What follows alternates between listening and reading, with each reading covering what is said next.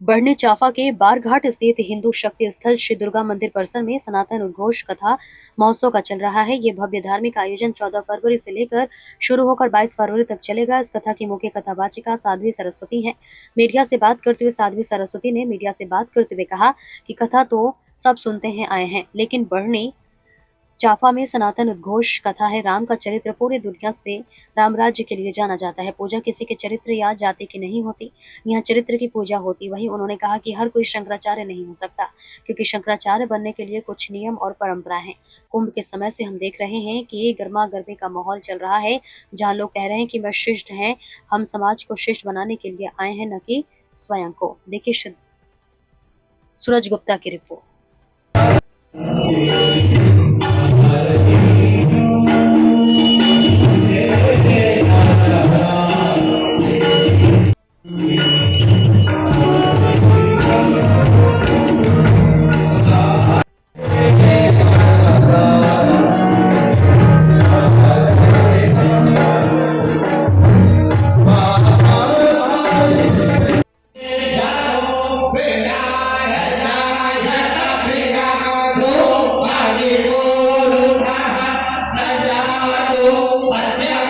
पहले आप सभी के दर्शकों को सादर जय श्री राम।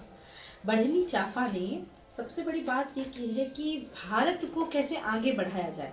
कथा तो सब सुनते आ रहे हैं, इतने समय से देश धर्म समाज में हर जगह, हर गली, हर मोहल्ले में कथा चल ही रही है, लेकिन ये सनातन उद्घोष कथा है। राम का चरित्र क्या है? राम का चरित्र राम राज्य का है। मैंने कल कथा में भी कहा कि अगर राम ने केवल अयोध्या में जन्म लिया होता और अपने परिवार के लिए जी रहे होते तो शायद राम को कोई जानता नहीं, एक भगवान की तरह हम पूजा करते। परंतु अगर आज राम का चरित्र पूरी दुनिया में राम राज्य के नाम से जाना जाता है, तो वो इसलिए जाना जाता है कि राम ने शबरी के जूठे बेर खाए, केवट की नैया पे बैठी निषाद राज को अपने गले से लगाया।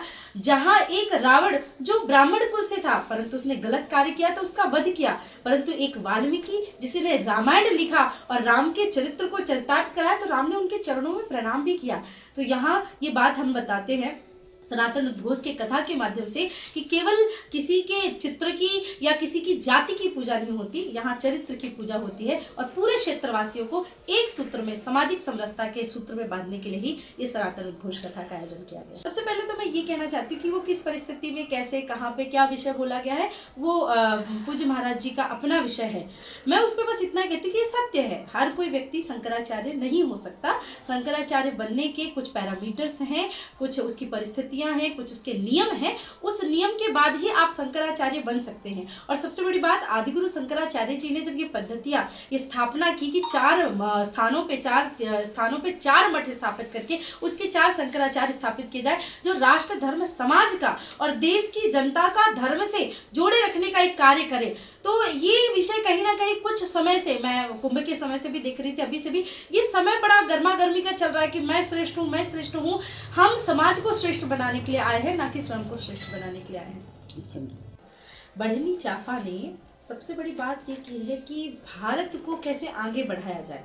कथा तो सब सुनते आ रहे हैं, इतने समय से देश धर्म समाज में हर जगह, हर गली, हर मोहल्ले में कथा चल ही रही है, लेकिन ये सनातन उद्घोष कथा है। राम का चरित्र क्या है? राम का चरित्र राम राज्य का है। मैंने कल कथा में भी कहा कि अगर राम ने केवल अयोध्या में जन्म लिया होता और अपने परिवार के लिए जी रहे होते तो शायद राम को कोई जानता नहीं, एक भगवान की तरह हम पूजा करते। परंतु अगर आज राम का चरित्र पूरी दुनिया में राम राज्य के नाम से जाना जाता है, तो वो इसलिए जाना जाता है कि राम ने शबरी के जूठे बेर खाए, केवट की नैया पे बैठी निषाद राज को अपने गले से लगाया।